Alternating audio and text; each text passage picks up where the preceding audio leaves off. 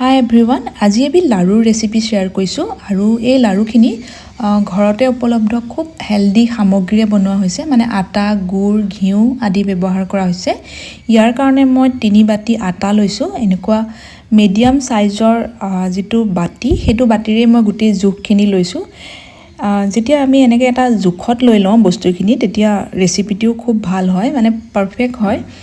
এনেকুৱা মিডিয়াম সাইজৰ বাটিৰ সলনি measuring cup বা মেজাৰিং স্পুন ব্যৱহাৰ কৰিব পাৰে আৰু মই ইয়াত ৰঙা আটাই ব্যৱহাৰ কৰিছোঁ।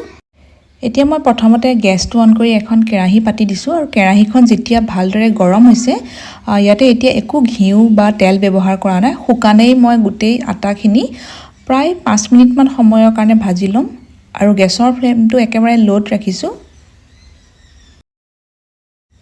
আটাখিনি অলপমান সময় ভাজি লোৱাৰ পাছত ইয়াত এতিয়া মই ঘিউ ব্যৱহাৰ কৰিছোঁ আৰু যেতিয়া মই লাৰু বা মিঠাই তেনেকুৱা ধৰণৰ ৰেচিপিবোৰ বনাওঁ, তেতিয়া মই ঘিউতেই বনাওঁ, কাৰণ ঘিউত বনালেই ৰেচিপিটোৰ আচল টেষ্টটো পোৱা যায়। আৰু ইয়াত মই বহুত বেছি ঘিউ ব্যৱহাৰ নকৰোঁ, একেবাৰে কম ঘিউতে আপোনালোকক বনাই দেখুৱাইছোঁ। ইয়াতে মই প্ৰথমতে ডাঙৰ চামুচেৰে 4 টেবুল স্পুন ঘিউ লৈছোঁ।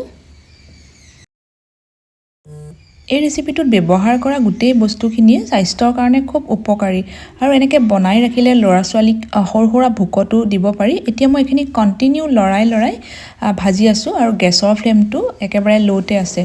ভালদৰে মিক্স কৰি লোৱাৰ পিছত ইয়াতে মই আৰু 2 চামুচ ঘিউ দি দিছোঁ আৰু গোটেইখিনি এতিয়া খুব ভালদৰে এনেকৈ লৰাই ভাজি আছোঁ। যেতিয়া এইখিনি ভালদৰে ভজা হৈ যাব, ইয়াৰ পৰা খুব ধুনীয়া এটা ভজা গোন্ধ আহে আৰু ৰংটো এইখিনি সলনি হৈ যায়। এয়া চাওক, আটাখিনি মই প্ৰায় 15 মিনিটমান সময় ভাজি ল'লোঁ, ইয়াৰ ৰংটো সলনি হৈ গৈছে। ছাইডত অলপমান কেঁচা আটা মই এনেকৈ লৈ দেখুৱাই দিছোঁ। ৰংটো দেখি দুইখিনি ডিফাৰেঞ্চটো ধৰিব পাৰিছে চাগে। এতিয়া ইয়াতে মই আধা বাটি যিটো শুকান নাৰিকলৰ গুড়ি ৰেডিমেড কিনিবলৈ পোৱা যায়, অলপমান দি ভালকৈ মিক্স কৰি লৈছোঁ। এইটো সম্পূৰ্ণ অপশ্যনেল, দিলে অকণমান টেষ্টটো ভাল হয়, গতিকে মই ইয়াতে দিছোঁ।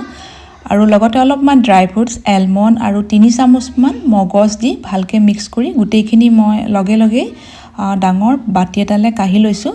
ইয়াত আপোনালোকে ড্ৰাই ফ্ৰুটছ নিজৰ পচন্দ অনুসৰি অন্যও দিব পাৰে। লাৰুখিনি আজি মই গুড় দি বনাম। ইয়াত আপোনালোকে গুড়ৰ সলনি চেনিও ব্যৱহাৰ কৰিব পাৰে, কিন্তু মই সম্পূৰ্ণ ৰেচিপিটো হেল্ডি উপায়েৰে বনাইছোঁ, গতিকে ইয়াতে মই গুড় দিছোঁ। 3 বাটি আটাৰ কাৰণে ইয়াতে মই 1.5 বাটি গুড় লৈছোঁ।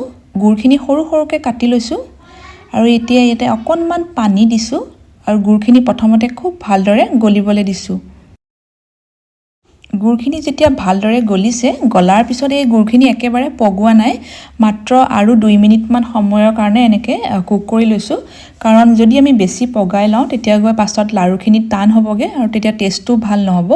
এতিয়া মই গুড়খিনি এনেকৈ চেকি লৈছোঁ। 4-5টামান ইলাচি এনেকৈ খুন্দনাতে গুড়ি কৰি ইয়াতে দি দিছোঁ। যদি ইলাচিৰ টেষ্টটো ভাল পায়, তেতিয়া আপোনালোকে ইয়াত দিব পাৰে। এতিয়া গুড়ৰ পানীখিনি মই গোটেইখিনি একেবাৰতে দিয়া নাই, অলপকৈ দি এনেকৈ মিক্স কৰি লৈছোঁ। আৰু 3 বাটি আটাৰ কাৰণে 1.5 বাটি মই যে গুড় লৈছিলোঁ, তাত গুড়ৰ যিটো মিঠাটো সেইটো নৰ্মেলেই হয়, কিন্তু যদি অকণমান বেছি মিঠা লওঁ বুলি ভাবে, তেতিয়া ইয়াতে 2 বাটি গুড় আপোনালোকে ব্যৱহাৰ কৰিব। এতিয়া মই এনেকৈ অলপকৈ পানীখিনি দি প্ৰথমতে খুব ভালদৰে এনেকৈ হেতাখনেৰে মিক্স কৰি লৈছোঁ, কাৰণ মিশ্ৰণটো বহুত বেছি গৰম হৈ আছে, কিন্তু আমি গৰমে লাৰুখিনি বান্ধিব লাগিব।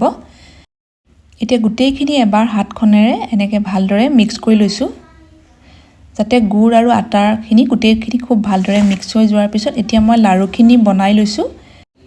এনেকৈ লাৰুখিনি বনাই থাকোঁতে যদি আপোনালোকৰ মিশ্ৰণটো বেছি শুকান যেন লাগে, তেতিয়া ইয়াতে আৰু 1 চামুচ বা 2 চামুচ ঘিউ দি অকণমান লুজ কৰি ল'ব আৰু পৰাপক্ষত ইয়াত ঘিউৱে ব্যৱহাৰ কৰিব, তেতিয়া বেছি দিনৰ কাৰণে সংৰক্ষণ কৰিব পাৰিব। গাখীৰ দিলে সাধাৰণতে সোনকালে বেয়া হৈ যায়। আৰু মই এয়া গোটেই লাৰুখিনি বনাই লোৱা হৈ গ'ল। এতিয়া মই এটা আপোনালোকক ভাঙি দেখুৱাইছোঁ। ৰেচিপিটো চোৱাৰ কাৰণে আপোনালোকক ধন্যবাদ জনালোঁ। ৰেচিপিটো যদি চাই ভাল পালে লাইক কৰিব, শ্বেয়াৰ কৰিব আৰু নতুন ৰেচিপিৰ ন'টিফিকেশ্যন পাই থাকিবৰ কাৰণে চেনেলটোত ছাবস্ক্ৰাইব কৰি ৰাখিব।